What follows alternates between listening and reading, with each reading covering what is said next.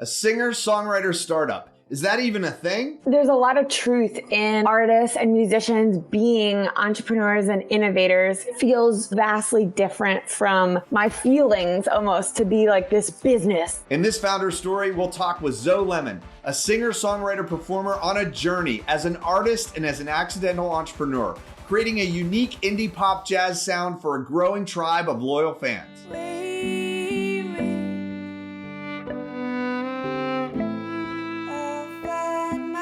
The joy that you can bring to the audience, the joy that you can have yourself performing, the fun of making someone else's art come alive. That's once in a lifetime. Stay tuned to the end to hear how she is navigating the rapidly transforming music industry, along with the steps she is taking to master her craft.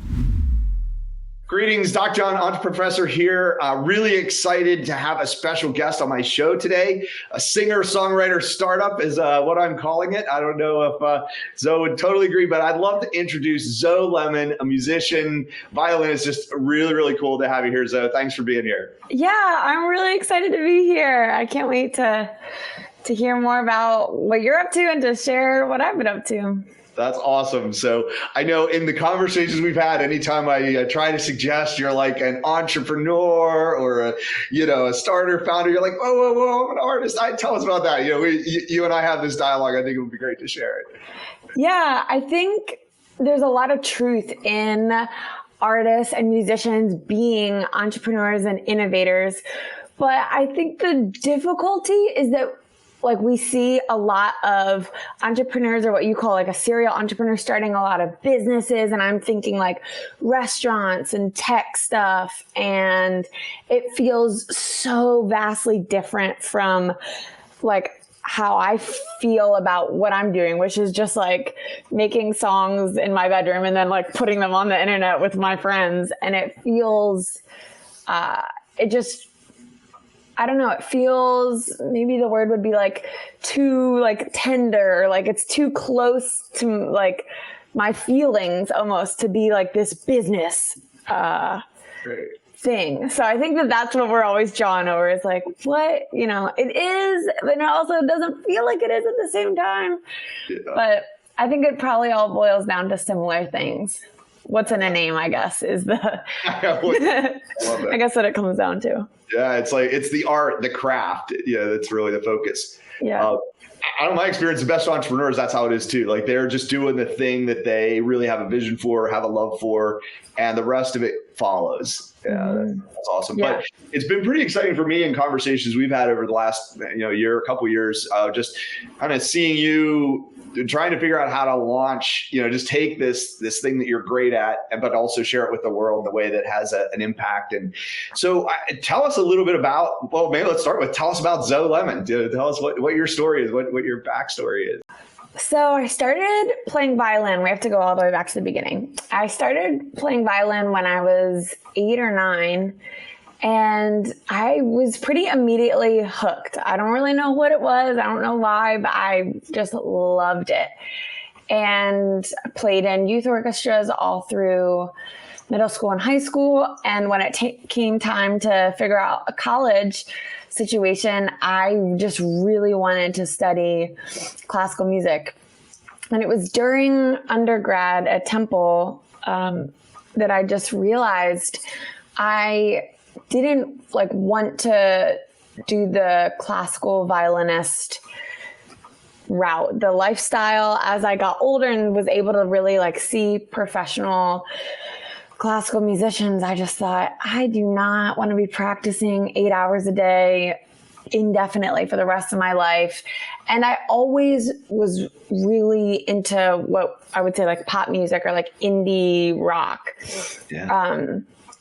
So I think that turning point around sophomore, junior year of college was really pivotal for me, even though in the moment I just felt so confused and I really wasn't sure what I was going to do because I love to play violin.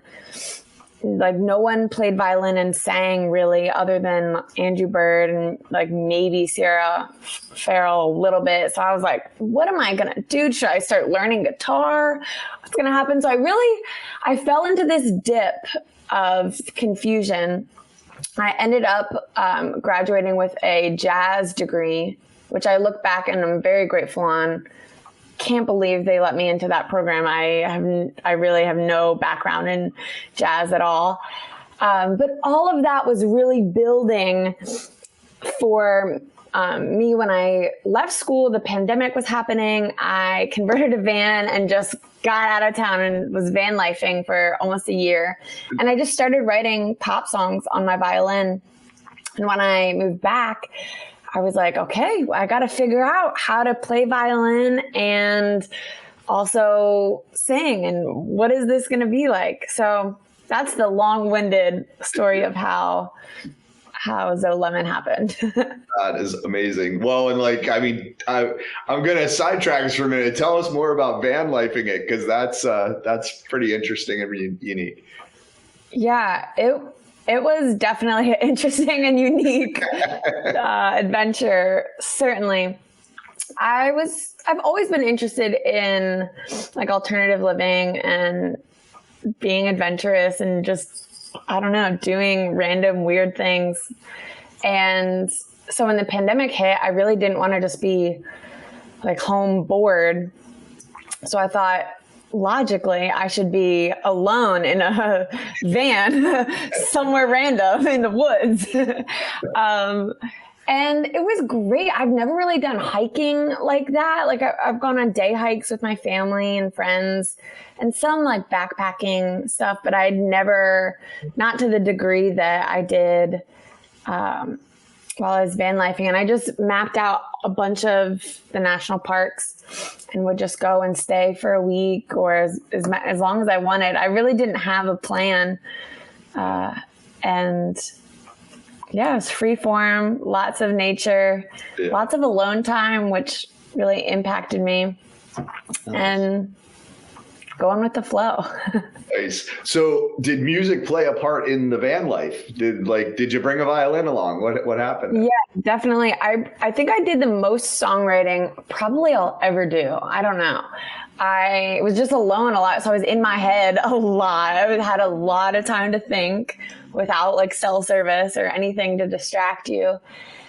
And I was just seeing things I'd never seen before. Like I got the wilderness pass and hiked down into the Grand Canyon. And when just like those feelings and seeing those things are kind of beyond what I felt like I could say in like a conversation with someone, or it just kind of like blew my mind, I guess. And so I really took to writing a lot of songs, and I had my laptop with GarageBand. So I made a lot of crappy demos on there.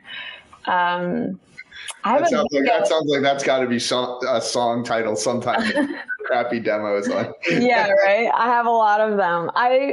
Maybe I can find a video. I won't make any promises, but I took this video of me like in my van with a little studio set up. I have pictures I'll send you. Nice. Because it was just a riot to think that I was actually doing this. Nice. It was fun. So I heard you say several things about just your style of music, and and I guess I'm always looking at this entrepreneurial lens, like what's different, what's unique, like what is radically different about Zoe Lemon music from other indie performers, other singer songwriters. Well, I think there's not many people that are playing violin in like a pop music setting, and it's not like a string section setting either. So in my band and in my songs, the core of the sound is really my violin. A lot of times I'm plucking and creating loops that kind of harmonically dictate like what's happening in the song. I never play with a guitar. I only use my violin. And then in my like live band, I'll play with like a drummer, a keyboard, and bass. So really the violin is picking up the role of the guitar. Yeah. Well, it's almost like, and it's like, I almost feel like you're doing the rhythm guitar part with the plucking. And do they make a looper for the violin, or have you just stolen like the guitar looper and made that work? Like, yeah, I use a Line 6 DL4. Nice. the Mark 1. And that's been perfect for me. I kind of ripped that off of Andrew Bird. I like really nerded out and found like a video of his loop pedal and then like zoomed in till I could see what loop he was using. I think he might use 2. I just use 1 on my live rig. Yeah, I mean, there's a ton of loopers. I don't think this is the best one. I've actually had a lot of problems with it. Shout out to you, Line 6. Yeah. But I always come back to it. Just like there's 4 knobs that make it really useful for creating loops that you can stop and start again, and also get a little funky. Like if you want to reverse it or put it like in like halftime or speed it up, you can do some fun stuff. Yeah. Well, and I also heard some other like jazz violin, not something you hear real often, singing while playing. I mean, there seems like there's several things that are like you're doing that are not like the norm for this space, right? Yeah, I feel that way. I don't know. We'll see. There's so much like great art out there, and so in my bubble, there's not many other people doing that. But maybe in someone who's listening, they're like, wait, I know 3 people that are doing that. Yeah. I don't know. Here in Philly, I don't think there's other people trying to do what I'm doing. I don't really know why anyone would. It's just a lot of work and really difficult. Right. Well, let's listen to a couple clips here. Why don't you tell us about one of your favorites from your new EP here? So Shampoo is my favorite song on this record. I think it's the most transparent lyrically, and I think it really captures the plucking of the strings with the looped arco style playing as well. Nice. That's awesome. I got to pause for a minute. It feels like there's a theme around hair on this. I mean, we got bad haircut, we got messy bun, we got shampoo, split ends. Like, what is there a story there? That feels like there's a bigger story arc than just. Yeah, I love. Well, I guess I discovered that I love picking like a central idea and then looking at it from a bunch of different angles. So it did begin with something someone said to me. I got a really bad haircut that I cut myself, where I like cut my bangs way too high. I kind of thought it was a vibe, but it definitely was very weird. Looking back at pictures, I'm like, oh my gosh, I can't believe I did that. So that was the impetus for bad haircut. And then someone made a comment about my haircut and I happened to overhear it. And so it kind of triggered the song Bad Haircut. And if you care to listen, I'm sure you'll put it together. Yeah. And so then I just started to think about how my hair relates to like my identity and also how other people perceive me and things I'm thinking about. So it just happened naturally. Yeah, that's awesome. That's very, very funny. Well, so let's take a quick listen to Shampoo, and then we'll come back. I want to hear your thoughts on it.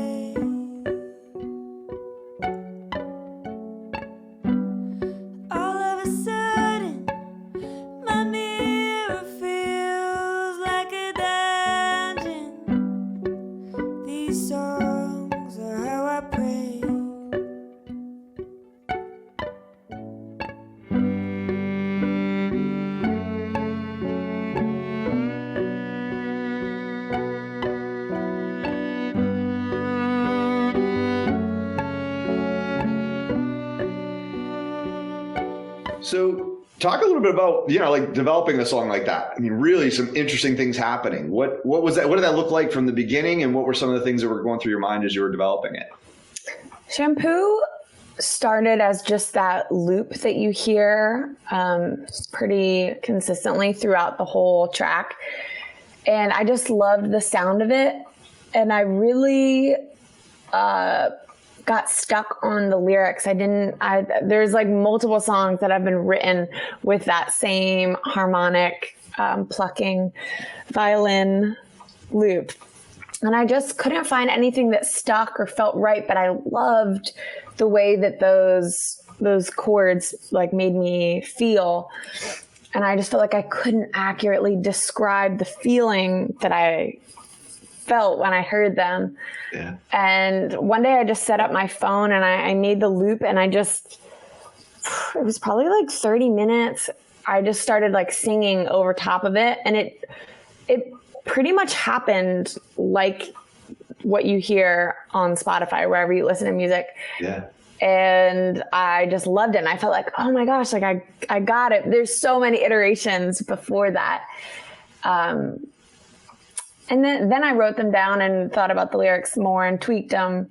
But really the core lyrics just happened kind of in the moment. I think just kind of letting myself that like freedom and comfort to just say things that feel hard or feel like maybe that's weird to say or something.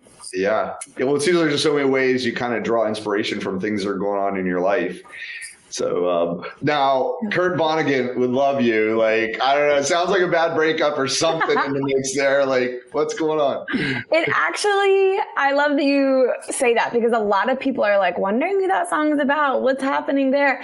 It is actually not a love song at all. Well, it is, but it's more of like a platonic one. I felt like I was meeting so many like quirky, wild people that were also van lifing.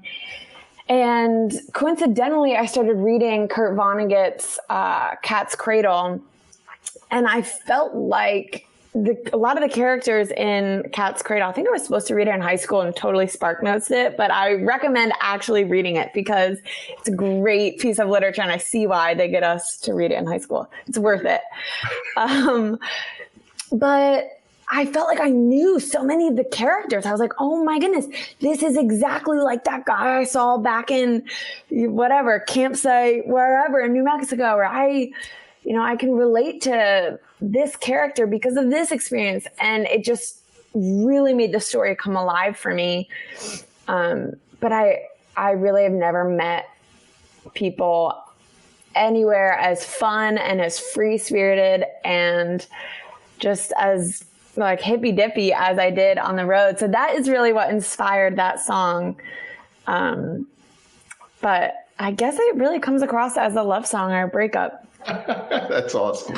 Kind of a funny story. It was playing on the radio, and I told my parents it was playing, and my mom, so cute, she sent me like a voice recording, and I hear her and my dad, they're like, who is that about? I heard my parents like trying to psychoanalyze my lyrics, and I was like, oh no, wait a second.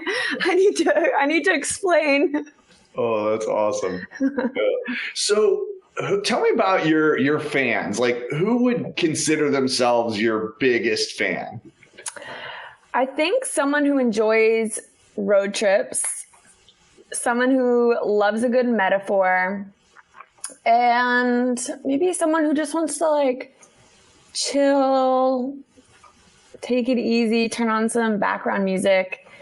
I think that would be my ideal biggest fan. Nice. Well, and it sounds like you're starting to accumulate some, because Spotify in like the last week, and we talked a little bit about this offline. I had looked at it about a week ago. You had over 2,000 active listeners. You are fast approaching 4,000, and that's like 7 days, which that's pretty big growth. Like, how you feel about that? Yeah. Well, I just heard about it because you told me. I think that's really cool. I mean, that's everyone's goal, I guess, is to create a body of work and then for people to like it and listen to it. So I'm really humbled and like honored. Maybe those are dramatic words, but I think it's really cool that people like care about what I made, and I'm really surprised by it, to be honest. That's awesome. I'm not, but that's awesome. Well, thank you. So, here's the thing I think, and so really seeing this shift, like it was funny, you mentioned like hearing it on the radio. You know, in the past, the music business was all about get it on the radio, get people to listen to it. I mean, the distant past, it was like go to the record store and buy it, but then it was like, okay, go to Apple Music, whatever, download it. Totally different now, even in the last couple of years. Like, tell us about this, like how streaming has affected the way you're approaching what you do. It definitely becomes more hobby-like, I guess I would say, because I looked it up once. I think you have to have 600,000 monthly listeners on Spotify in order to get like a monthly check from Spotify that would be livable. And I think the livable is like 30,000, which would be pretty, you'd be scraping pennies together, right? In this world. So I think that has really shifted, and my goal isn't really to, be a full-time musician, and really, I would love that. That would be awesome. But I think we have to recognize that it's not set up for musicians to be successful, like with money. And so always like figuring out how to fit music into my life with another job, and, my life where music isn't probably ever going to make me enough money to live like the life that I would like to. Does that answer your question? I feel like I think so. So there's two things I think that kind of came out of that, very different approach to getting exposure now, for sure. I don't really remember people even 3 or 4 years ago, and I've worked with a number of musicians. Like, I don't remember people talking about like active monthly listeners on Spotify. It was more like downloads and or maybe like likes or those kinds of things. Mm-hmm. So, definitely seems like a shift happening there. But I think you also point to, Spotify, or like the thing that is sort of showing the biggest success or drawing the most attention probably isn't the to use the big fancy word, monetization model. There's something else there. You definitely have to get creative with it. And maybe I'm a bit pessimistic, but I feel like you're going to be in the red if you want to make music and make, great music. I wouldn't do it because you're going to make a lot of money. Maybe you will. Well, I mean, that's the startup problem, right? It's like you're in the red for a long time and trying to get it. But, I do think there is this shift of like you use the word hobby-like. The hobby-like musician has a channel that was harder to achieve in the past. Think about like The Weeknd. If you look at, the music The Weeknd has created, and just the brand and, now record label and everything else, really started more like self-producing and self-launching using, streaming, using, YouTube and other forms of social media. It just seems like it's now accessible in ways that it hasn't been in the past. That's so true. That's so true. I think technology has come such a long way that if you have GarageBand, you can look up like Steve Lacy and Hannah, I'm going to butcher her last name, Hannah Jagao. And both of them record their full albums, which have gotten great rave reviews. They did them on their phone on GarageBand. Wow. So, you can even turn a band into a recording studio, right? You can, there's so much at our fingertips. There's so much in our pockets with our phones, and certainly with apps like GarageBand. You can create great sounds with really little amount of gear. That's great. Yeah. So tell me about the hustle and grind of being a singer-songwriter, the music biz. Well, there's a lot of aspects to it. I would say hustle and grind. I think primarily before you hustle and grind, you have to create great art.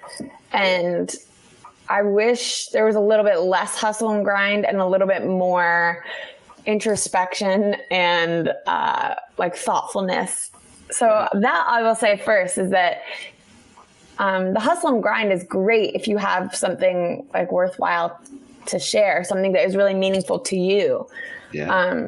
But I think right now I see a lot of people really doing a great job hustling and grinding, but it's almost like you didn't create a foundation that is worth like standing on.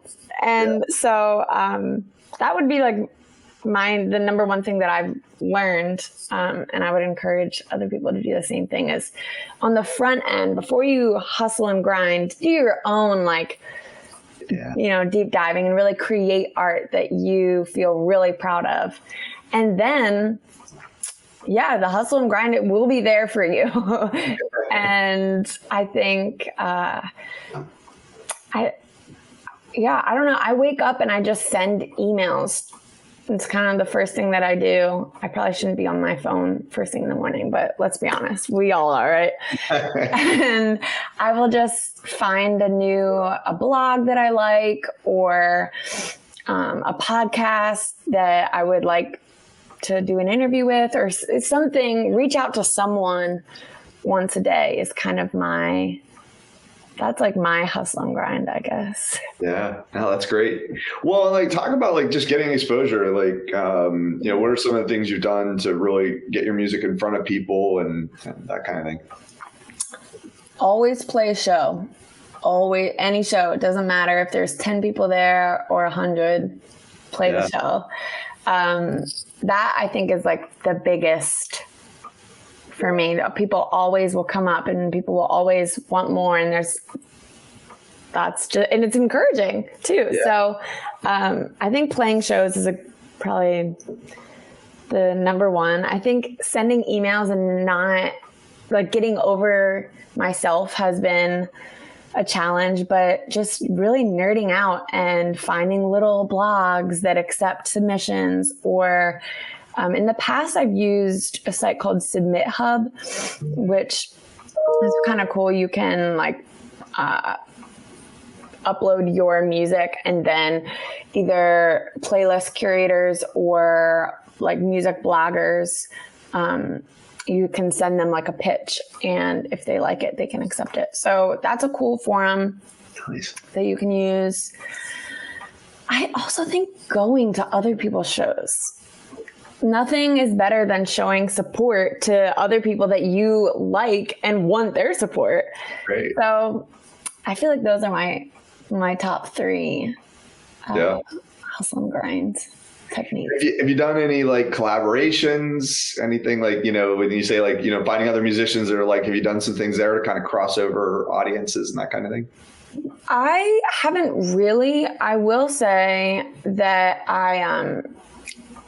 there's not many violinists in Philly that like play a lot of pop music and that like indie pop sound. So I work as a studio musician a lot, which gets me in the room with other artists who I do a lot of string stuff for other bands. Yeah. Nice. But I haven't done any like Zoe Lemon collaborations. I would like to. Yeah. But it sounds like that's maybe part of the hustle, a little bit of like just getting out there, working with other people that are like-minded, that are in the industry, that, will realize like, hey, we should call you in when we're doing this kind of thing. Or that's awesome.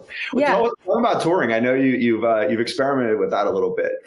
Yeah. This summer I was on tour with a band called the New York Chill Harmonic.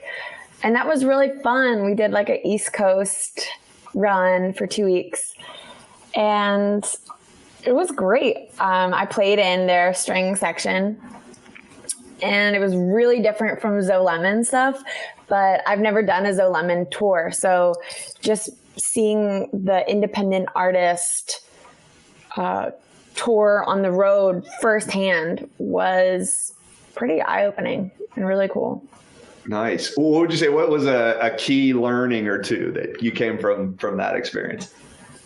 I think my biggest takeaway was this sounds so lame, but probably like the amount of money that it takes to tour is kind of like a little bit jaw dropping. Yeah. And second, I think I was really blown away by the community and how many people in every city like would just show up and they would be excited for us. I think Sarah, who runs the band, I think she sold a ton of merch, and just people being really kind and going out of their way to welcome us into their town. It's an 18-piece band. So when I say welcome us, I mean, it was actually a big sacrifice because there was a lot of us that would like show up, and restaurants would, you know, make sure we were fed, and venues would make sure we had a comfortable green room. It was really cool. That's awesome. Yeah. So, I mean, it sounded like you just kind of pointed to like some of the costs, and what are some of the hidden costs of, you know, really being a musician, producing and promoting and all these kinds of things? I think going back to making great art, I think that is going to cost you, because I'm sorry, like a lot of the people making great bedroom records don't know how to mix. I include myself in that first and foremost. I don't know how to mix or master anything well, and I want it to be the best that it can be.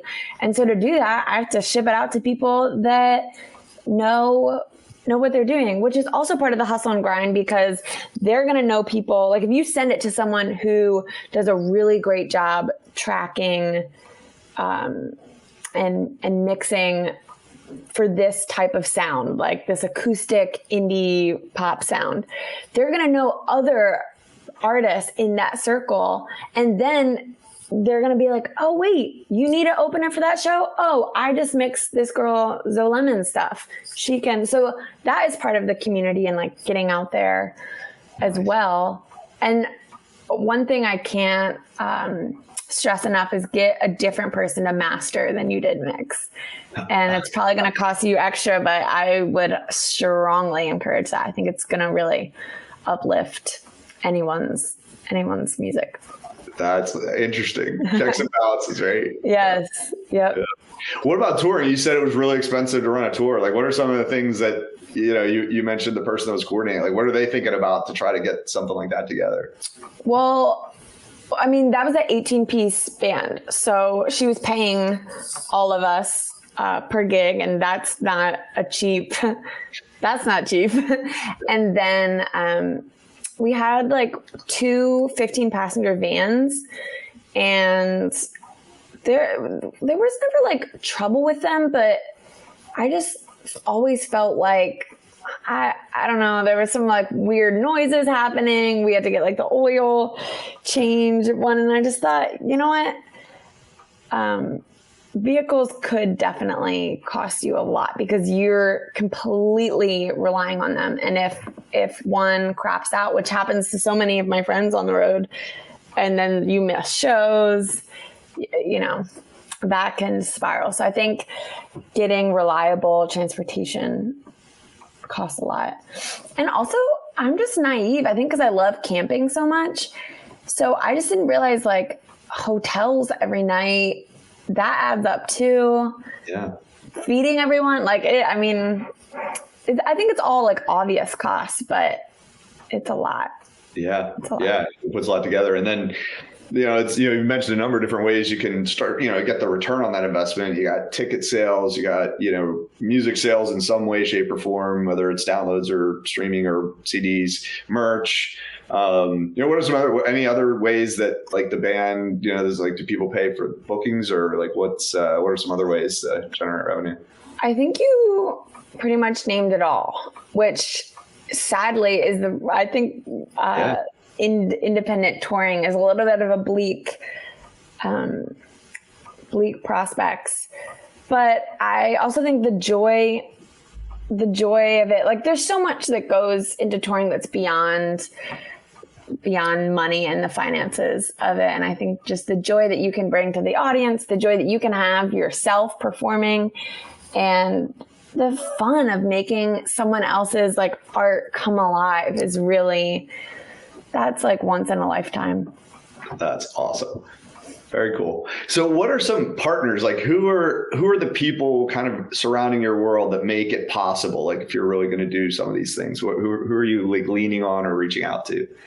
So I work with my really good friends. They're like my best friends, but they have a recording company called North Room Records. And if you're in the Philly area, you should definitely check them out if you need some help with your music. But it's just my friends Packy and Rob, and they do a great job from like producing to Rob mixed my record and just being like a ear to listen. They have really great thoughts. They're great musicians themselves, and I feel like they really like worked with me and like leaned in, and we kind of created this little like team in this hub where I felt really safe to just like explore new ideas with them, kind of show them songs that I'm working on, and know that I could get their candid thoughts and opinions on it. And I really respect that. So they're like my team, I would say. That's awesome. So what are you working on right now, or what's kind of on your immediate horizon? What are you most thinking about? Musically, I have some shows coming up in November and December I'm really excited about. I'm opening for Barbaro on November 7th in Milk Boy, at Milk Boy, Philly. So that's really exciting. I have a XPN key studio session coming up and some other things in the works that I will keep as a surprise. Nice. Yeah, so I'm definitely honing in on my live show right now. That's consuming my mind. Very nice. So, and you just had an EP released not too long ago here. Maybe tell us real briefly about that and where people can find it. Yeah, you can find it anywhere you listen to music. It's called Tailspin, which doesn't have to do with hair at all, randomly. But it does have a lot to do with what was going on in my life. And yeah, there's 5 songs on it. They're all really dear to my heart, and I hope that you enjoy them. That's awesome. Yeah, you can definitely check it out on the Spotify list. Like you said, lots of different places to get it. Someone wants to really follow what you're doing. What's the best way to kind of follow and track what you're doing? Instagram is probably the best, and I'm really active on Spotify as well. So those 2 are probably the best way to get a hold of me and see what I'm up to. Nice. All right. We'll put those links down below. Cool. Any closing thoughts, or just, maybe anyone who's aspiring to do what you're doing, or just any ideas to kind of wrap up with? I would say just do it. Dive in. It's never going to happen the more you think about it, but it will happen if you just start it.